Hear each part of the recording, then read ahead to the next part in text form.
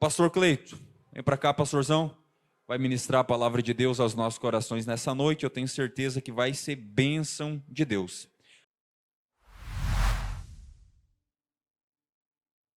Amém, queridos? Pastor Cleito, deixa Deus te usar. Shalom, irmãos. Boa noite, tudo bem? Estão bem? Glória a Deus. Estão cansados? Amém? Glória a Deus. Irmãos, você que trouxe tua Bíblia, por gentileza, abra juntamente comigo. No Evangelho de João, no capítulo 19 e no versículo 28.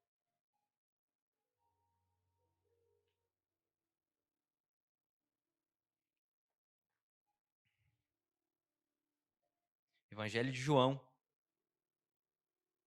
capítulo 19, versículo 28. Nos diz assim a palavra do Senhor. Você que não trouxe Bíblia, pode acompanhar aqui no telão. Depois disso, sabendo Jesus que já todas as coisas estavam terminadas, para que a Escritura se cumprisse, disse: tenho sede. Versículo 29. Estava, pois, ali um vaso cheio de vinagre. E encheram de vinagre uma esponja e, pondo-a num isopo, lhe chegaram à boca. Versículo 30. E quando Jesus tomou o vinagre, disse: está consumado. E, inclinando a cabeça, entregou o Espírito. Feche teus olhos por um momento e me ajude a orar. Senhor, no nome de Jesus, nós te agradecemos, Pai, pela oportunidade de estar na tua presença. Nós chegamos aqui nesse lugar, Senhor, entoamos louvores a ti, Senhor. Glorificamos e exaltamos a tua soberania, Cristo. Nesse momento, Senhor, o momento da palavra, eu te peço que o Espírito, Senhor, os dons estejam liberados nesse lugar, o dom do entendimento, o dom da ciência, o dom da sabedoria, para que o Senhor possa nos ensinar um pouco mais da tua palavra nessa noite e que nós possamos sair daqui com nossos corações cheios de fé, cheios de esperança e convictos na tua volta. É o que eu te peço e te agradeço no nome de Jesus. Às vezes, irmãos, nós sabemos que Deus quer trabalhar no ambiente. Nós sabemos, porque a nossa fé diz isso. Nós nos juntamos para prestar um culto racional. Nós entendemos isso. Mas o que nós não sabemos, apóstolo, é como que Deus vai trabalhar. Porque o Senhor tem as suas formas de trabalhar. Amém? Então eu peço que nessa noite, eu sei que você está cansado, mas eu peço um pouquinho da tua atenção para que você possa entender algo extraordinário da palavra de Deus. Amém? Essa palavra vai nos dizer, João vai relatar alguns momentos que vão antecipar a morte de Jesus. E uma frase que sempre eu ouvi, pastor Everton, na minha conversão, diziam assim: e Cristo disse, está consumado. Mas a pergunta que fica é: Cristo consumou o quê? Olhe para o teu irmão nesse momento. Você já cumprimentou ele?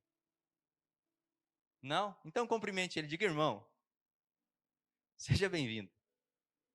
Que bom que você está aqui. Ele deu um sorriso para você? Isso é bom. Isso é bom, nós somos um povo alegre.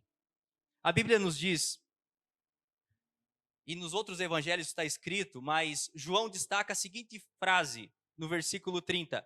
E quando Jesus tomou o vinagre, disse: está consumado. Inclinando a cabeça e entregou o seu espírito. Diga comigo: um projeto completo. Mas eu quero que você olhe para o teu irmão e pergunte assim: irmão, Cristo consumou o quê? É sobre isso que nós vamos falar nessa noite. A palavra de Deus nos diz que Deus, ele incumbe a Jesus uma tarefa. Diga comigo, uma tarefa. E a tarefa essa é concluir um projeto, profeta. Um propósito de salvação. Para mim e para você. Esse projeto só seria completo quando ele se entregasse na cruz do Calvário. Agora, a pergunta interessante a se fazer é, mas por quê? Por quê? A Bíblia diz que em Romanos, e que para a gente possa entender o porquês dos porquês, a gente precisa voltar um pouquinho atrás, retroceder, para que a gente possa ter um norte e entender o que Cristo estava fazendo. A Bíblia nos diz, em Romanos, no versículo 3, verso 23, a seguinte frase: que todos pecamos e fomos destituídos da glória de Deus. Vamos ler o texto? Lá está escrito: porque todos pecaram e destituídos foram da glória de Deus. Amém? Todos pecaram, certo?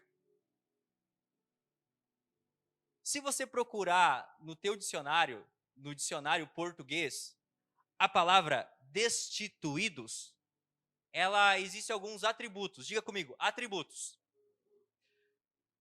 Quando você vai ler no dicionário a palavra destituídos, um atributo é exonerado, deposto ou demitido. Então, o texto que Paulo escreve a carta aos Romanos está dizendo assim, ó, todos vocês foram demitidos da glória de Deus. Vocês foram destituídos. Vocês foram excluídos da glória de Deus. Agora entra uma outra pergunta interessante, apóstolo. Mas como que nós pecamos se nós não éramos nascidos? Você estava lá? Levanta a mão quem estava lá. Pergunto para você, como nós pecamos se não estávamos lá? A Bíblia vai dizer que nós pecamos em Adão pela sua desobediência. Vamos para o texto? Gênesis 2. Gênesis capítulo 2, versículo 16 e 17. Diz assim a palavra do Senhor: e ordenou ao Senhor Deus ao homem, dizendo: de toda árvore do jardim comerás livremente, mas da árvore da ciência do bem e do mal, dela não comerás, porque o dia que nela comeres, certamente morrerás. Agora, nós entendemos, apóstolo, por que nós tínhamos esse jugo. Por que nós tínhamos esse pecado? Agora nós entendemos por que todos pecamos. Ora, se nós buscarmos a nossa genealogia, todos nós, a nossa genealogia vai dar em Adão. O pecado está no nosso DNA. E a gente não consegue tirar. Mas alguém resolveu pagar por nós, irmãos. Alguém resolveu pagar o preço por nós. Agora, só acontecia uma coisa. Nós não conseguiríamos pagar esse preço, pastora Jéssica. Não tem como, nós não vamos conseguir pagar esse preço, apóstolo. Nós não conseguimos. Então, nós precisamos agora de um representante. Diga comigo, um representante. Deus resolve revelar e enviar o seu filho para pagar uma dívida que era nossa. Pronto, pastor. Dá um alívio no nosso coração. Todos os dias, quando eu levanto pela manhã e eu respiro, eu... Obrigado. Obrigado. Porque eu não merecia. Você não merecia. Como muitas vezes eu falei aqui, eu não me escolheria. Porque eu sei dos meus pecados, das minhas falhas. Você sabe também. Você sabe os seus pontos fortes, os seus pontos fracos. Mas a Bíblia vai dizer que não existia pecado nenhum dele. Pecado nenhum nele. E Deus resolve dar Cristo para nós. Como representante. Para ser sacrificado. Agora, a Bíblia vai nos dar mais uma informação importante. Que é a seguinte. Cristo não veio somente para pagar o pecado, o pecado adâmico em nós, mas veio para pagar todos os pecados. Todos. Todos, pastor Everton. Como diz o pastor Everton, você é incrédulo, né, irmão? Então eu vou te provar na Bíblia. Mateus, capítulo 1, versículo 21. Mateus, capítulo 1, versículo 21. E dará à luz a um filho, e lhe porás o nome Jesus, porque ele salvará o seu povo dos seus.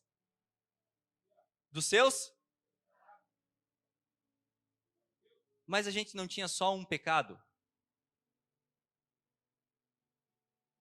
Por que Cristo nos salvou de todos os pecados? Agora eu quero que você olhe no olho do teu irmão e diga assim: irmão,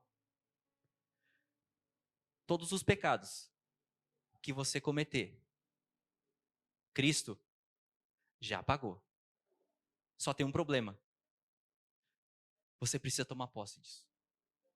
Você precisa viver isso. Isso é graça.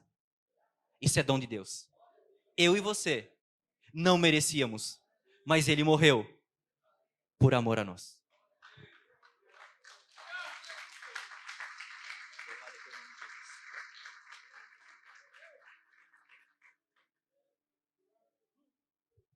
Conseguiu entender, irmão? Ficou claro para vocês?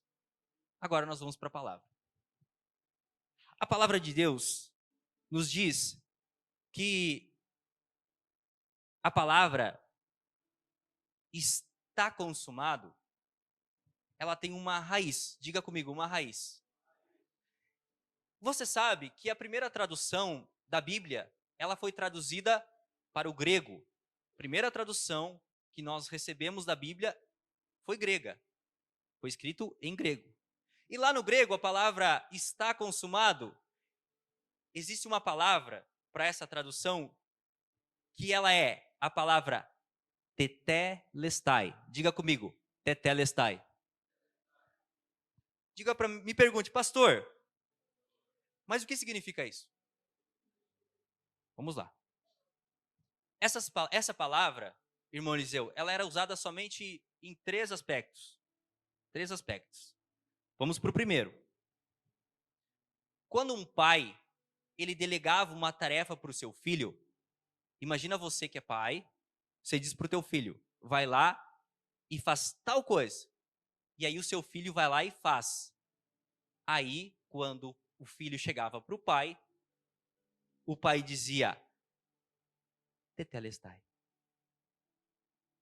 Então, o primeiro ponto dessa palavra é cumprir um chamado.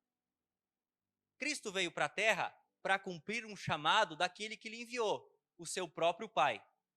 Assim como eu e você, nós estamos aqui nessa noite prestando um culto racional, como o nosso apóstolo falou, porque nós fomos chamados por alguém. Pergunte para o seu irmão, quem te chamou? Agora você responda para ele, foi Cristo. Nós fomos chamados por alguém. E nós estamos aqui, assim como um filho cumpre aquilo que o pai ordena, nós precisamos cumprir aquilo que Jesus também cumpriu. Pastor, como que Cristo cumpriu isso? Em obediência. A Bíblia vai dar um relato de Jesus no Getsêmani, orando, ele chama os seus discípulos e ele diz assim: vigiem, fiquem aqui e vigiem. Quando ele desce, 1 hora depois, os discípulos estão dormindo. Só que ele falou para todos os discípulos, né? Vigiem. Só que quando ele volta, ele chega e diz assim: Pedro, você não foi capaz de vigiar nenhuma hora? A pergunta interessante de se fazer é: por que Jesus fala para os discípulos, fiquem aqui, e quando ele vai cobrar, ele cobra Pedro? Ele cobra Pedro. Me pergunta por quê? Porque lá na frente, Jesus vai dizer assim para Pedro: Pedro, tu me ama? Pedro vai dizer: te amo. Pedro, tu me ama? Eu te amo. Na terceira vez, Pedro lembra que tinha negado Jesus 3 vezes, que tinha voltado a fazer o que Jesus tinha tirado ele era pescador. Quando Jesus morre, ele volta a pescar. Depois que ele nega Jesus, ele fica com a cabeça tribulada. Ele lembra de tudo isso e diz para Jesus assim: Senhor, tu sabes. Aí Jesus diz assim: então, se eu sei, faz o seguinte: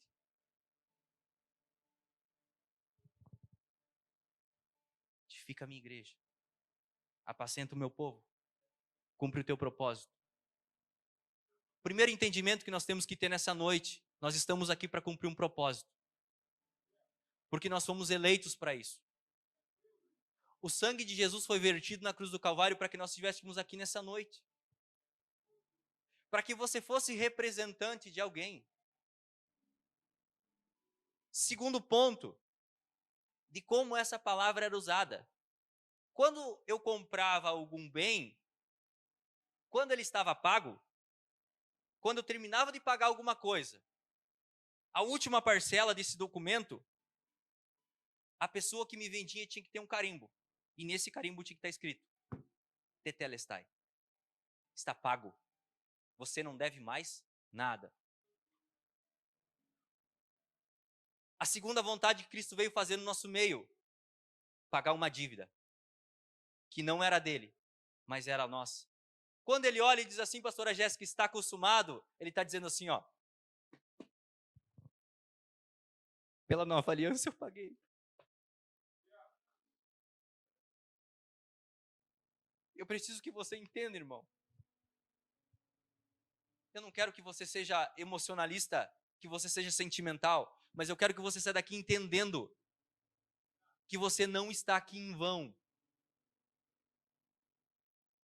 Diga para o teu irmão: você não está aqui em vão.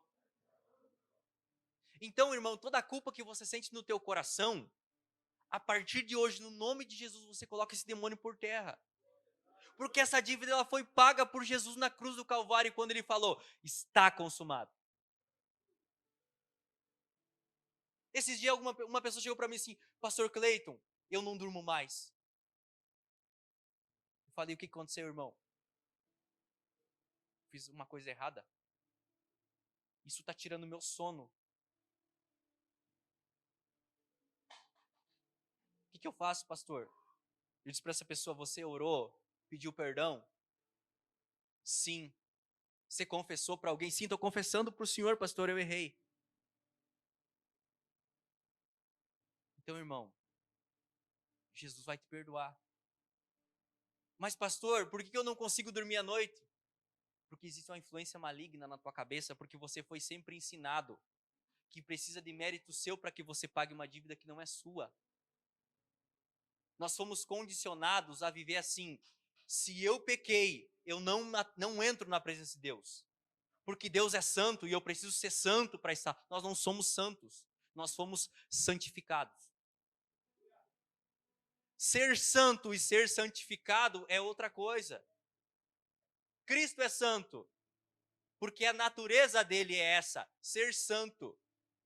Eu fui santificado porque agora ele me representa. Mas não é mérito meu.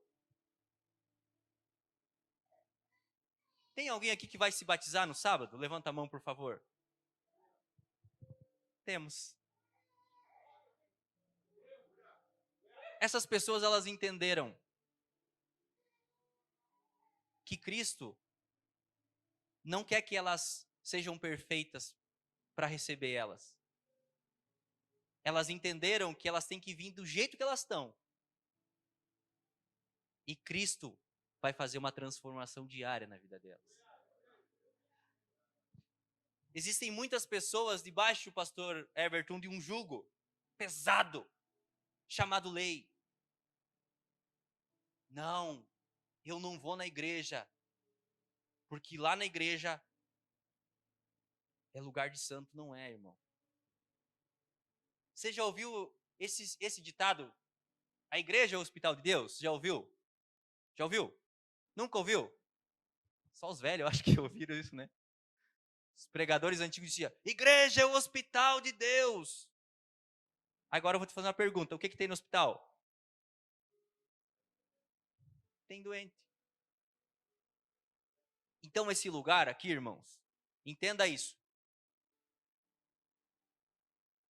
É um lugar de pessoas doentes.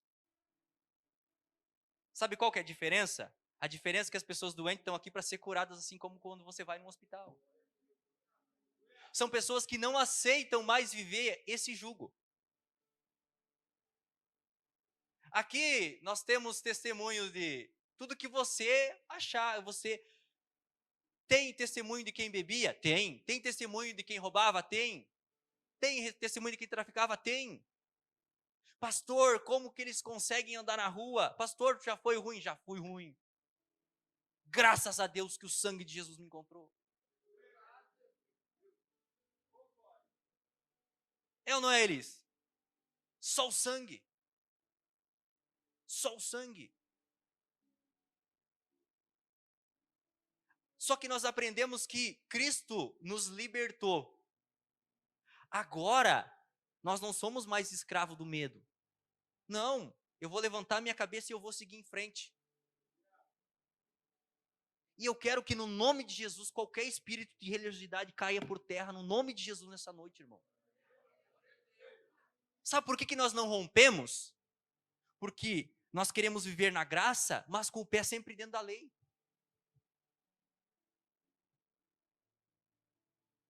Tá gravando, né? Misericórdia. Vamos fazer uma novena. Para que Deus abençoe a gente.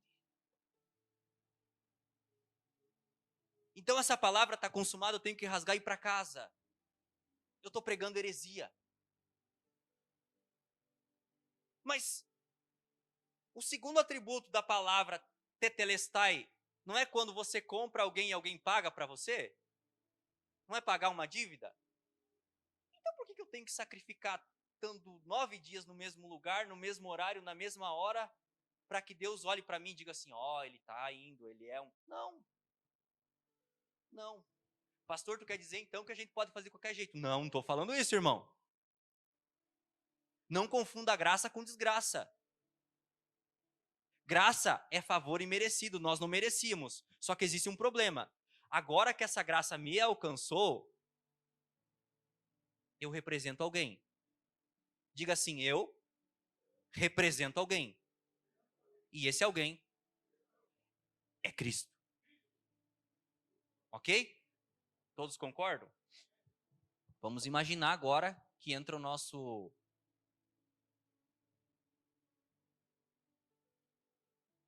prefeito aqui. Senta ali e diz assim, irmãos, agora a nova aliança vai me representar. Como você representaria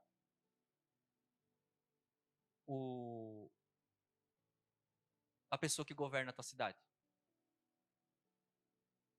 Representaria bem, né? Agora eu sou representante do fulano e tal. A Bíblia diz que nós somos representantes de Cristo, irmão. Aqui nessa terra.